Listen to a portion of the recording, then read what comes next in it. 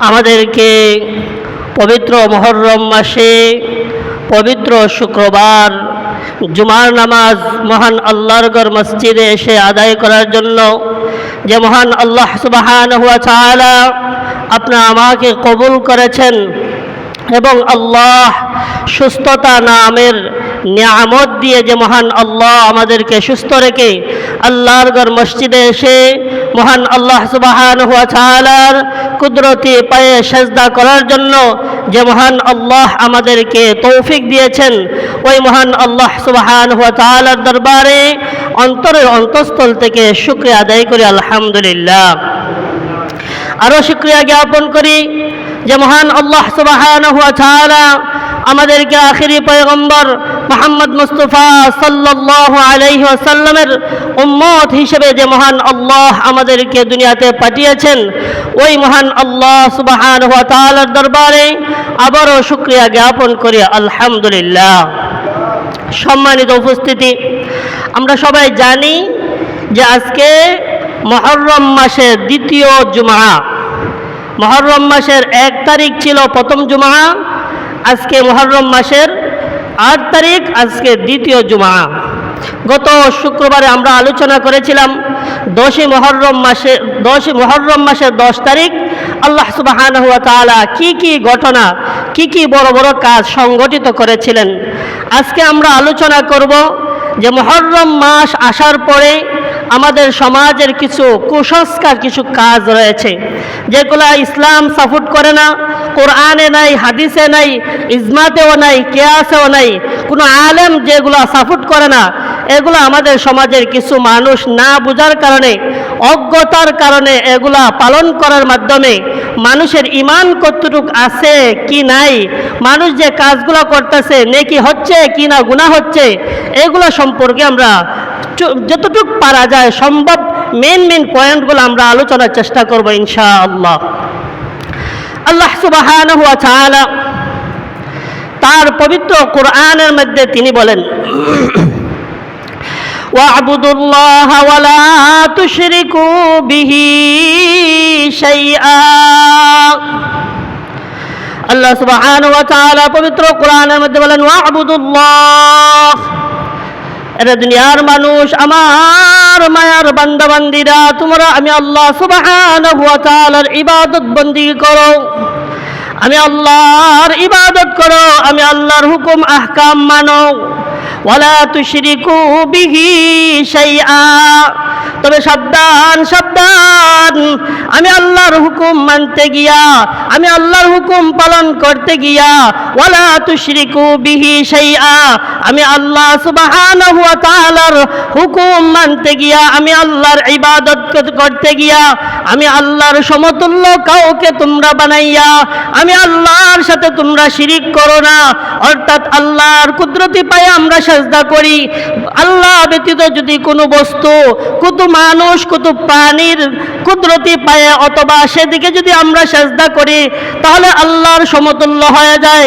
আল্লাহ সুবহানাহু ওয়া তাআলা আমাদেরকে নিষেধ করলেন, ওয়া'বুদুল্লাহ, আমি আল্লাহর ইবাদত বন্দেগী করো, ওয়ালা তুশরিকু বিহি শাইআ, সাবধান সাবধান, তোমরা আমি আল্লাহর সাথে কাউকে অংশীদারিত্ব করো না, আমি আল্লাহর সমকক্ষ কাউকে বানাইও না।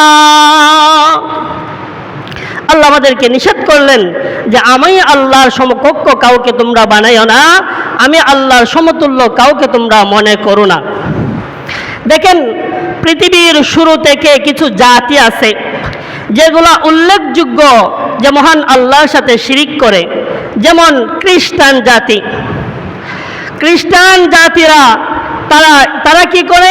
তারা ঈসা আলাইহিস সালাতু ওয়াস সালামকে আল্লাহর পুত্র বলে এবং ঈসা আলাইহিস সালাতু ওয়াস সালামের মাকে আল্লাহর বিবি মনে করে। নাউজুবিল্লাহ নাউজুবিল্লাহ। তারা মনে করে যে ঈসা আলাইহিস সালাতু ওয়াস সালাম যেহেতু কোনো পিতা ছাড়াই দুনিয়াতে আগমন করেছেন, তাহলে ঈসা আলাইহিস সালাতু ওয়াস সালামের বাবা হলেন আল্লাহ, আর মরিয়মের যেহেতু কোনো স্বামী ছাড়াই উনি সন্তান জন্ম দিয়েছেন, তাই মরিয়মের স্বামী হলেন মহান আল্লাহ। নাউজুবিল্লাহ নাউজুবিল্লাহ। তাহলে আল্লাহ বলতেছেন, কুল হুয়াল্লাহু আহাদ আল্লাহুস সামাদ লাম ইয়ালিদ ওয়া লাম ইউলাদ, আমি কাউকে জন্ম দেই নাই, কারো কাছ থেকে জন্মগ্রহণও করি নাই। কিন্তু খ্রিস্টানরা তারা বলে যে ঈসা আলাইহিস সালাতু ওয়াস সালাম হলেন আল্লাহর ছেলে, নাউজুবিল্লাহ। এটা শিরিক। আরেক জাতি আছে যারা আমরা হিন্দু সম্প্রদায় বলি। হিন্দু সম্প্রদায় তারা কি করে? মূর্তি পূজা করে, নিজে মূর্তি তৈরি করে, নিজে মূর্তি তৈরি করে তারা কি করে? ওই মূর্তির সামনে সেজদা করে, ওই মূর্তিকে তারা প্রভু মনে করে, খোদা মনে করে। কিন্তু তাদের কাছে প্রশ্ন করলে দেখা যায় তারা আল্লাহকেও কিন্তু প্রভু মনে করে, আল্লাহকে বড় খোদা মনে করে, আর মূর্তিগরদেরকে ছোট খোদা মনে করে। নাউজুবিল্লাহ, নাউজুবিল্লাহ। এটাও কি? শিরক। কারণ আল্লাহ ব্যতীত কাউকে সেজদা করা, আল্লাহর সমকক্ষ কাউকে মনে করা, সেটাই শিরিক। আল্লাহ সুবহানাহু ওয়া তাআলা পবিত্র কোরআনের মধ্যে সূরা লুকমান একটি সূরা রয়েছে, যেই সূরাটা লুকমান হাকিম একজন আল্লাহর খাস বান্দা ছিলেন। উনি তার সন্তানকে 10টা নসিহা করেছিলেন। এই 10টা নসিহা মহান আল্লাহর কাছে এত পছন্দ হয়েছিল, এই জন্য মহান আল্লাহ পবিত্র কোরআনের মধ্যে একটি সূরা, ওই সূরা লুকমানের নামে মহান আল্লাহ কোরআনের মধ্যে নাজিল করে দিয়েছেন। লুকমান হাকিম 10টা নসিহার মধ্যে একটা নসিহা ছিল সন্তানকে, তিনি বলেছিলেন, ইয়া বুনাইয়া, হে আমার সন্তান, হে আমার বৎস, লা তুশরিক বিল্লাহ, তুমি আল্লাহর সাথে শিরিক করো না, আল্লাহর সাথে কাউকে অংশীদারিত্ব মনে করো না, আল্লাহর সমকক্ষ কাউকে তুমি বানাইও না। ইন্না শিরকা লা যুলমুন আযীম, নিশ্চয়ই শিরিক সবচাইতে বড় জঘন্য অপরাধ, সবচাইতে বড় জঘন্য জুলুম, এবং সমস্ত গুনাহের সবচাইতে বড় গুনাহ হলো শিরিক, আল্লাহর সাথে কাউকে অংশীদারিত্ব মনে করা। দেখেন, যদি কোনো মানুষ যদি কোনো বস্তুকে যদি আল্লাহর সমকক্ষ মনে করে, আল্লাহর সমতুল্য মনে করে যদি সেজদা করে, এবং আল্লাহ যা পারেন কোনো বস্তু, কোনো মানুষ, কোনো জাতি সেটা পারবে সেটা যদি মনে করে, তাহলে সেটাকে শিরিক বলা হয়, শিরিক হয়। দেখেন, আজকে আমরা মুহররম মাস আসার পরে আমাদের সমাজের কিছু মা বোনেরা আছেন, কিছু বাবারা ভাইয়েরা আছেন, তারা মুহররম পালন করেন। তারা বলেন 10 দিন মুহররম পালন করে থাকেন, কিন্তু যেগুলা কোরআনেও নাই, হাদিসেও নাই, ইজমাতেও নাই, কিয়াসেও নাই, কোরআনেও নাই, হাদিসেও নাই, কোনো আলেমও যেগুলা বর্ণনা করেন না, কোনো আলেম যেগুলা পালন করেন না, এগুলো আমরা মন গড়া পালন করতেছি। এর দ্বারা ক্ষতি কি? বা আমরা যে করতেছি সেটা কি ইসলামকে আমরা জিন্দা করার জন্য করছি, নাকি ইসলামকে আমরা আরো পদতলে নিচ্ছি, সেগুলোই আমাদের বোঝার দরকার।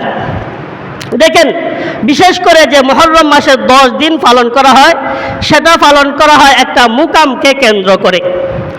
মুকাম কেন্দ্রিকই কিন্তু 10 দিন মুহররমের পালন হয়। যেই মুকামটা আমরা মানুষরাই নির্মাণ করি, তৈরি করি। আমি সহজ ভাষায় আমি সুন্দরভাবে আপনাদেরকে বোঝানোর চেষ্টা করি, বোঝার চেষ্টা করবেন। যেই মুকাম আমরা তৈরি করি, ওই মুকামের সামনটা থাকে দক্ষিণ দিকে, পিছন থাকে উত্তর দিকে। মুকাম তৈরি করি একটা ইবাদতের কেন্দ্র হিসাবে। আমরা জানি যে হিন্দু সম্প্রদায় যারা রয়েছে, তারাও কিন্তু একটা ইবাদতখানা তৈরি করে, যেটাকে আমরা মন্দির বলি। মন্দিরে দেখবেন, মন্দিরের সামনটা থাকে দক্ষিণ দিকে, পিছন থাকে উত্তর দিকে। সাধারণত আমরা দেখি যে হিন্দু সম্প্রদায় যারা আছেন, তারা গিয়া মন্দিরের সামনে তারা সেজদা করে, কারণ তারা সেটাকে উপাসনালয় মনে করে, ইবাদতখানা মনে করে।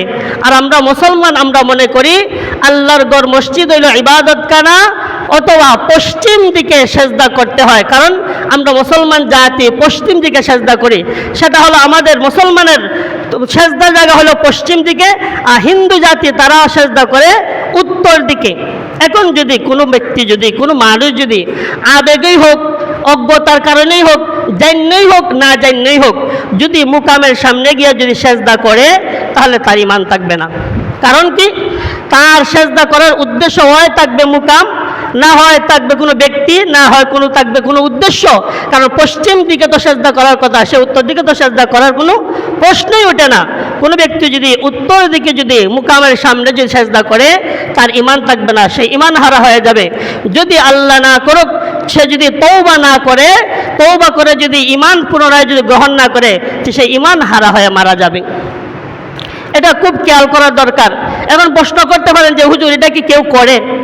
মুকামের দিকে কি কেউ সেজদা করে? হ্যাঁ, করে, আমি নিজের চোখে দেখছি। আমি নিজের চোখে দেখেছি যে মহিলারা যে তারা মুকামের মধ্যে দুপুরের মাধ্যমে একটা কথা আছে, জানি না কোন দিন 7 দিন অথবা 8 দিনের খালা মনে হয় এটা করা হয় দুপুর বেলায়। ওই মহিলারা আমি ছোটোবেলায় নিজে দেখেছি যে মহিলারা 7 গুরান্টি দিয়া এই মুকামের সামনে এসে উত্তর দিকে তারা সেজদা করছে। নাউজুবিল্লাহ, নাউজুবিল্লাহ। দেখেন আল্লাহ সুবহানাহু ওয়া তাআলা বলেন ওয়া'বুদুল্লাহ ওয়া লা তুশরিকু বিহি শাইআ, তোমরা আমার ইবাদত বন্দিকে করো ঠিক আছে, কিন্তু আমি আল্লাহর সাথে শিরিক করো না, অংশীদারিত্ব মনে করো না। যদি আমি যদি উত্তর দিকে যদি সেজদা করি তাহলে আপনি আমার ঈমান থাকবে না, কারণ মুসলমান জাতি সেজদা করবে পশ্চিম দিকে, আমাদের কিবলা হলো পশ্চিম দিকে। এটা খুব খেয়াল করার দরকার। যে মা বোনেরা এই কাজটা করেন, অথবা অজ্ঞর কারণে করেন, অথবা তারা আবেগের কারণে করেন, যেভাবেই করেন আপনার ঈমান থাকবে না, ঈমান হারা হয়ে যাবেন। এই হলো একটি কাজ আমরা যেটা করি, 10 দিন এইটা আমরা পালন করে থাকি। এই 10 দিনে আমরা আরও কিছু কুসংস্কার কাজ করি যেগুলো আসলেই ইসলাম কোনোভাবেই সাপোর্ট করে না, বা ইসলামের মধ্যে এগুলো নাই, এগুলো মন গড়া আমরা করি। যেমন মনে করেন বিষাদ সিন্ধু একটি বই আছে, যে বইটাকে কেন্দ্র করে কিন্তু জারি কওয়া হয় বা মাতম মারা হয়। এই বিষাদ সিন্ধু বইটা লেখছে মীর মুশাররফ, একজন জেনারেল, একজন শিক্ষিত মানুষ। কিছুদিন আগে সে এই বইটা লেখছে। আমি আপনাদেরকে বলি যে আমি যদি আজকে আপনাদেরকে বলি যে আগামী কাল থেকে আমি সিজার করব, অপারেশন করব, অথবা একজন MBBS ডাক্তার তার যে সে যে রুগীকে চিকিৎসা করে, যে রুগীগুলা দেখে, আমি এই রুগীগুলা দেখব, কোনো মানুষের যদি অপারেশনের প্রয়োজন হয় অপারেশন করব, আপনারা কেউ আমার কাছে আসবেন?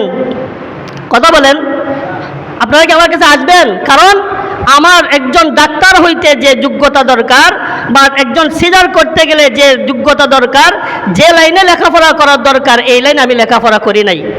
আমি যদি আমার কাছে যে একটা মাসালা নিয়ে আসেন সেটা সমাধান দিতে পারবো, কোরআন হাদিসে কি আছে আমার কাছে আসলে সেটা আমি সমাধান দিতে পারবো। কিন্তু একজন রুগীকে অপারেশন করা, একজন রুগীর মেডিসিনের প্রয়োজন, তাকে মেডিসিন দেওয়া, এটা আমার দ্বারা সম্ভব না। কারণ আমি লেখাপড়া করেছি ঠিকই, এই দিকে আমি লেখাপড়া করি নাই। তাহলে একজন জেনারেল শিক্ষিত মীর মুশাররফ, সে কোরআনের কোনো জ্ঞান নাই, ইলমের কোনো জ্ঞান নাই, হাদিসের কোনো জ্ঞান নাই, ইজমার কোনো জ্ঞান নাই, কিয়াসের কোনো জ্ঞান নাই। ওই ব্যক্তি একটা বই লেখলো, আর এই বইটা লেখে লেখে আমাদের সমাজের সাধারণ মুসলমান, সরল সোজা মুসলমানগুলা এগুলা পালন করে করে তারা কি করতেছে এটা বলা বাহুল্য। প্রত্যেকটা কাজ, প্রত্যেকটা কথাই কিন্তু আমরা গুনাহের দিকে যাচ্ছি, প্রত্যেকটা কাজে কিন্তু গুনাহ হচ্ছে, এটা আমরা বুঝতেছি না। দেখেন এটার মধ্যে আমরা যে জারি যে গাই, জারির মধ্যে আমরা মুরসার মধ্যে আমি ছোটোবেলায় শুনেছি যে আমরা যখন মুরসা বলি, বা এখন তো নেটের যুগ, ইউটিউবে সার্চ করলে পাওয়া যায়, জারির মধ্যে আমরা এক সময় বলি হাসন হুসন, হাসন হুসন একটি শব্দ বলে আমরা মুরসা মারি। এটা আপনারা আমার চেয়ে বেশি জানেন।